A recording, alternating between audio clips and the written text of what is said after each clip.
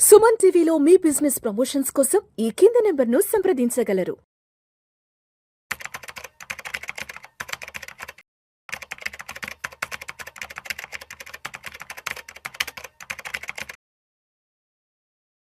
నమస్తే సాయిరామ్ గారు. నమస్తే మేడం. సాయిరామ్ గారు, ఇప్పుడు మ్యూచువల్ ఫండ్‌లో ఇన్వెస్ట్‌మెంట్ చేయాలంటే మామూలుగా ఇండియాలో ఇక్కడున్న వాళ్ళు ఎన్ఆర్ఐస్ గానీ, వాళ్ళు కూడా చేయడం చూస్తూ ఉంటాం. ఒకవేళ ఇక్కడి నుంచి వెళ్ళి ఫారిన్ కంట్రీస్‌లో సెటిల్ అయిపోయి గ్రీన్ కార్డ్ హోల్డర్స్ అయి ఉన్నారనుకోండి. In case OCI overseas citizens of India card ఉంటుంది. సో వాళ్ళు మ్యూచువల్ ఫండ్‌లో ఇన్వెస్ట్‌మెంట్ చేయొచ్చా అంటే? రిస్క్స్ కానీ ఇవన్నీ ఎలా ఉంటాయి? సో నార్మల్‌గా మనకి మ్యూచువల్ ఫండ్‌లో ఇండియన్స్ అయితే స్ట్రైట్ అవే వాళ్ళ పాన్ కార్డ్, ఆధార్ కార్డ్ వాడుకొని కేవైసీ ఓపెన్ చేసుకొని చేసేయచ్చు. ఎటువంటి రిస్ట్రిక్షన్స్ ఉండవు. ఎన్ఆర్ఐస్కి వచ్చేసరికి కొంచెం కంట్రీ బట్టి మనకి రిస్ట్రిక్షన్ ఉంటుంది.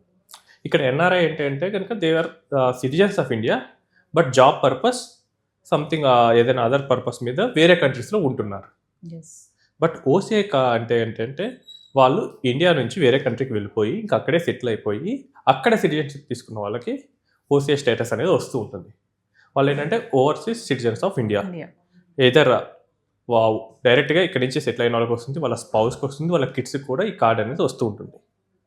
సో ఇప్పుడు చాలామంది మనకి ఏంటంటే యుఎస్ కానీ, ఆస్ట్రేలియా కానీ, సింగపూర్ కానీ, జపాన్ కానీ ఇలాంటి కంట్రీస్కి వెళ్ళి అక్కడ సిటిజన్షిప్ అనేది తీసుకుంటున్నారు. అక్కడ సిటిజన్షిప్ తీసుకున్నప్పుడు ఇండియాలో వాళ్ళకి సిటిజన్షిప్ అనేది పోతుంది ఆటోమేటిక్గా. సో వీళ్ళు మ్యూచువల్ ఫండ్లో ఇన్వెస్ట్ చేయొచ్చా లేదా, లేదా వాళ్ళ వైఫ్ మేబీ ఫారెన్ నేషనల్స్ అయి ఉండొచ్చు, వాళ్ళు ఇన్వెస్ట్ చేయొచ్చా లేదా? సో మ్యూచువల్ ఫండ్లో ఇన్వెస్ట్ చేయొచ్చు, ప్రొవైడెడ్ దట్ ఆ కంట్రీ బ్యాండ్ లిస్ట్లో ఉండకూడదు. ఇప్పుడు పాకిస్తాన్ వాళ్ళు ఉన్నారు, నేను ఇండియాలో ఇన్వెస్ట్ చేస్తా అంటే కుదరదు.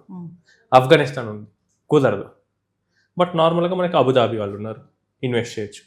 జపాన్ వాళ్ళు ఇన్వెస్ట్ చేయొచ్చు, ఆస్ట్రేలియా వాళ్ళు ఇన్వెస్ట్ చేయొచ్చు, న్యూజిలాండ్ ఇన్వెస్ట్ చేయొచ్చు, యుఎస్ ఇన్వెస్ట్ చేయొచ్చు. సో ఇక్కడ ఇన్వెస్ట్ చేయాలంటే ఫారెన్ నేషనల్ కానీ ఫారెన్ సిటిజన్ ఇండియాలో ఇన్వెస్ట్ చేయాలనుకుంటే మెయిన్గా కేవైసీ అనేది ఉంటుంది. సో ఈ కేవైసీ ఏంటంటే నార్మల్ ఇండియన్కి కొంచెం డిఫరెంట్గా ఉంటుంది. వీళ్ళకి ఫస్ట్ ఐడి ప్రూఫ్ కింద కంట్రీ పాస్పోర్ట్ అనేది అడుగుతారు.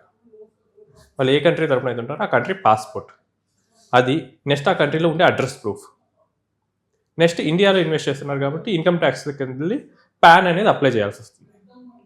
సో ఈ pan card and email ID, mobile number, ఈ 5 ఉంటే they can definitely invest. And ఇంకోటి ఏంటంటే ఈ ఓసీఐ కార్డ్ హోల్డర్స్ మనకి ఇండియాలో కనుక ఏదైనా పర్ రీజన్ వల్ల ఇండియాలో ఒక ఫినాన్షియల్ ఇయర్లో మోర్ దెన్ 182 days ఉన్నారు అనుకుందాం. చాలామంది వాళ్ళకి హాలిడేస్కి వస్తుంటారు, అలా కంటే ఎక్స్టెండెడ్గా కూడా ఉంటూ ఉంటారు. ఒకవేళ అలా ఉంటే కనుక వాళ్ళు రెసిడెంట్ ఇండియన్ అయిపోతారు. ఓకే, దెన్ వాళ్ళు ఈజీగా ఆధార్ అప్లై చేయొచ్చు. ఆధార్ అప్లై చేసుకొని పాన్, ఆధార్ వెంటనే మీరు మ్యూచువల్ ఫండ్లో ఇన్వెస్ట్ చేయొచ్చు. జస్ట్ అక్కడ ఏంటంటే resident Indian but foreign citizen. So మనకి మెయిన్గా యూఎస్ అండ్ కెనడాకి మాత్రమే మేజర్ రెస్ట్రిక్షన్స్ ఉంటాయి. యూఎస్ అండ్ కెనడాలో ఉండే వాళ్ళకి ఏంటంటే ఫ్యాట్కా అనే నిబంధన ఉంటుంది. అదేంటంటే యూఎస్ గవర్నమెంట్ చేసిన రూల్. సో తన డాలర్ ప్రపంచంలో ఏ కంపెనీలోకి వెళ్ళినా కానీ తనకు తెలియాలి అని చెప్పి యూఎస్ ప్రపంచం మొత్తం మీద ఒక రూల్ అనేది పాస్ చేసింది. సో ఈ ఫ్యాట్కా నిబంధనల ప్రకారం ఏ ఫైనాన్షియల్ ఇన్స్టిట్యూషన్ అయినా కానీ యూఎస్ ట్యాక్స్ పేయర్ నుంచి, సిటిజన్ కాదు, యూఎస్ ట్యాక్స్ పేయర్ నుంచి కనుక మనీ తీసుకొని ఇన్వెస్ట్ చేస్తుంటే ఆ ఇన్ఫర్మేషన్ అనేది ఆ ఫైనాన్షియల్ ఇన్స్టిట్యూషన్ ఐఆర్ఎస్కి షేర్ చేయాలి. సో ఈ రూల్స్ వల్ల చాలా వరకు కంపెనీస్ ఏంటంటే financial institutions or mutual funds or stock మార్కెట్లో కూడా స్టాక్ బ్రోకర్స్ వీళ్ళందరూ రిలక్టెంట్గా ఉంటారు. ఎందుకు ఈ తలనొప్పి, మాకు వీళ్ళకి నచ్చినట్లు ఫార్మాట్లో రిపోర్ట్స్ జనరేట్ చేయాలి అని చెప్పి కొంతమంది తీసుకోరు. దెర్ ఆర్ ఒక డజన్ కంపెనీస్ ఉన్నాయి మ్యూచువల్ ఫండ్ మనకు ఆల్మోస్ట్ 50 కంపెనీస్ ఉంటాయి. బట్ డజన్ కంపెనీస్ ఆన్లైన్లో యాక్సెప్ట్ చేస్తాయి ఈ ఇన్వెస్ట్మెంట్స్ని. సో వీళ్ళు సింపుల్గా ఎవరైనా ఒక అడ్వైజర్ దగ్గరికి వెళ్ళి, లేకపోతే ఎవరైనా డైరెక్ట్గా మ్యూచువల్ ఫండ్ కంపెనీ వెబ్సైట్లో కానీ కేవైసీ అవైలబుల్గా ఉంటే కనుక కేవైసీ కంప్లీట్ చేసుకొని డైరెక్ట్గా వాళ్ళ పాన్ డీటెయిల్స్ ఇవన్నీ ఇచ్చేసుకొని వాళ్ళ bank account, and major important ఏంటంటే బ్యాంక్ అకౌంట్ ఖచ్చితంగా ఇండియాదే ఉండాలి. నాకు బ్యాంక్ ఆఫ్ అమెరికాలో ఉంది నేను ఇన్వెస్ట్ చేస్తా, కుదరదు. నాకు బ్యాంక్ ఆఫ్ ఇంగ్లాండ్లో ఉంది నేను ఇన్వెస్ట్ చేస్తా, కుదరదు.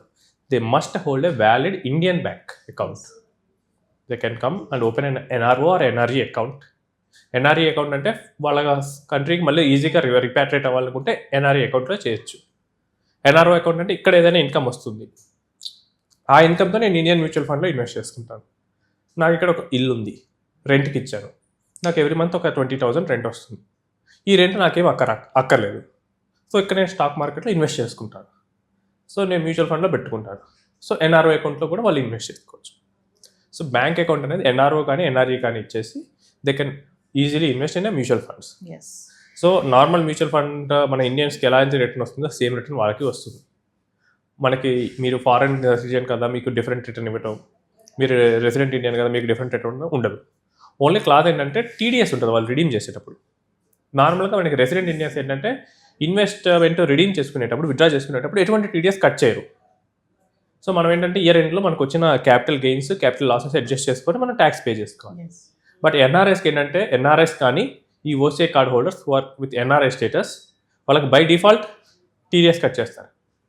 ఎందుకంటే వీళ్ళు ఇక్కడి నుంచి వెళ్ళిపోయారు అనుకోండి, ఈ ఇయర్ ఇప్పుడు ఇక్కడ ఇండియాలో ఉన్నారు, ట్యాక్స్ కట్టకుండా వెళ్ళిపోయారు, వాళ్ళు ఎక్కడ వాళ్ళు ట్రాక్ చేస్తారు ఇన్కమ్ ట్యాక్స్ వాళ్ళు. సో ప్రాబ్లం అవుతుంది కాబట్టి వాళ్ళకి బై డిఫాల్ట్ టీడీఎస్ కట్ చేసేస్తారు. ఎస్. సో ఇప్పుడు long term capital gains tax 12.5% ఉంది. So 12.5% plus applicable cess cut చేసేసి మిగిలిన అమౌంట్ని వాళ్ళు రిటర్న్ ఇస్తారు. అంటే నాకు ఒక 10 lakhs ప్రాఫిట్ వచ్చింది, సో నాకు అందులో ట్యాక్స్ ఆల్మోస్ట్ ఒక 1,25,000 కట్టాలనుకుందాం. ఈ 1,25,000 టీడీఎస్ కింద కట్ చేసుకొని రిమైనింగ్ అమౌంట్ ఎంతైతే ఉందో ఆ అమౌంట్ని మనకి అకౌంట్కి ఇచ్చేస్తారు. ఎస్. సో ఈ ఒక్కటే మెయిన్ డిఫరెన్స్. ఇన్వెస్ట్ చేసేటప్పుడు నార్మల్గా ఇన్వెస్ట్ చేయొచ్చు, రిడెంప్షన్ కానీ స్విచ్చెస్ కానీ జరిగినప్పుడు టీడీఎస్ కట్ అయి స్విచ్ వస్తుంది. ఈ డిడక్ట్ అయిన టీడీఎస్ని ఏం చేయాలి? మనకి ఇండియాలో ఇన్కమ్ లేకపోతే కనుక ఇన్కమ్ ట్యాక్స్ ఫైల్ చేసుకోవచ్చు. ఆ ఫైల్ చేసుకొని కరెస్పాండింగ్గా మనం రిఫండ్ అనేది తెచ్చుకోవచ్చు. సో మ్యూచువల్ ఫండ్ హోల్డర్స్లో ఎవరైనా కానీ ఎన్ఆర్ఎస్ కానీ ఓసీఐ కార్డ్ హోల్డర్స్ కానీ ఫారెన్ నేషనల్స్ కానీ రెసిడెంట్ ఇండియన్స్ కానీ ఎవరైనా ఇన్వెస్ట్ చేయొచ్చు. ఓన్లీ బ్యాండ్ కంట్రీస్ నుంచి మాత్రం ఉండకూడదు. ఎస్. రైట్. అంటే OCI card holders mutual fund account ఎలా ఓపెన్ చేయాలంటే అండి?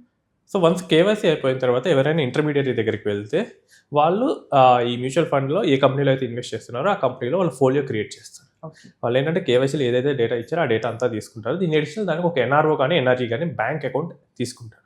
ఎస్. తీసుకొని నామినీగా ఎవరైనా పెడతారు. సో దేర్ స్పౌజా కిడ్స్ సంథింగ్ ఎవరైతే నామినీ ఉంటారో వాళ్ళు తీసుకుంటారు. ఆ నామినీకి ఒక ఐడి ప్రూఫ్, మళ్ళీ పాస్పోర్ట్, ఆ పాస్పోర్ట్ డీటెయిల్స్ తీసుకొని మ్యూచువల్ ఫండ్లో ఫోలియో అనేది క్రియేట్ చేయొచ్చు. ఎస్. కొన్ని కంపెనీస్ ఉంటాయి స్పెసిఫిక్గా, for example SBI company, SBI mutual fund. వీళ్ళు ఏంటంటే యూఎస్ లాంటి కంట్రీస్కి అయితే కనుక ఇక్కడ ఆఫ్లైన్లోనే అకౌంట్ ఓపెన్ చేస్తారు. బట్ కొన్ని కంపెనీస్ ఉన్నాయి, Nippon for example, Aditya Birla, వీళ్ళు ఆన్లైన్లో కూడా అకౌంట్ ఓపెన్ చేస్తారు. ఎస్. సో కొన్ని కంపెనీస్ వరకు మాత్రం మనకి రిస్ట్రిక్షన్ ఉంటుంది, బట్ కొన్ని కంపెనీస్ అసలు యాక్సెప్ట్ చేయవు. సో మనకి ఏవేవి యాక్సెప్ట్ చేస్తాయో మనకి ఆన్లైన్లో దొరుకుతాయి. సో మన గూగుల్లోకి వెళ్ళి యూఎస్ యాక్సెప్టింగ్ మ్యూచువల్ ఫండ్స్ అంటే కనుక ఒక లిస్ట్ వస్తుంది. ఆ కంట్రీస్కి మాత్రం మనం ఆన్లైన్లో యాక్సెప్ట్ చేసి స్ట్రైట్ అవే మనం చేయొచ్చు. ఎస్. ఆఫ్లైన్ అయితే మీరు ఇండియాలో ఉన్నప్పుడు మాత్రమే చేయాలి. కొన్ని అయితే అసలు యాక్సెప్ట్ చేయవు, ఎస్. వాటికి మనం ఏం చేయలేం. Thank you. రైట్.